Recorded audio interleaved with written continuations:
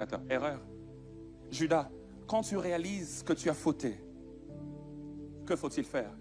Il ne faut pas aller dans le temple. Quand tu réalises que tu as fauté, il faut aller vers Jésus. Aller vers le temple, c'est aller vers la religion. Aller vers Jésus, c'est aller vers la relation. J'aimerais dire à quelqu'un, le temple c'est la religion, Jésus c'est la relation. La religion ne soulage pas, au contraire elle ajoute un poids. C'est la relation avec Jésus qui ôte tous nos fardeaux, y compris le fardeau de la culpabilité. Jésus lui-même le dit dans Matthieu 11, 28, il dit, venez à moi. Ne venez pas au temple, il dit, venez à moi, vous tous qui êtes fatigués et chargés, et je vous donnerai le repos. J'aimerais dire à quelqu'un, la religion tue, la relation sauve. La religion surcharge, la relation allège.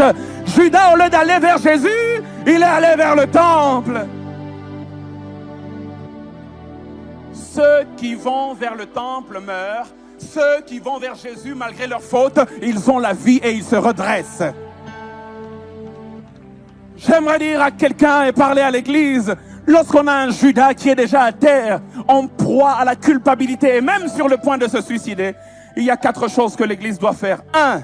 Ne pas juger Judas. Essayez de le comprendre. Et ce soir, j'ai essayé de vous faire comprendre Judas. On l'a souvent jugé, mais est-ce qu'on a essayé de le comprendre? À l'église, on a tendance à juger celui qui est tombé. On a tendance même à le faire enlever de l'église. Mais j'aimerais dire à quelqu'un, parfois il faut essayer de comprendre.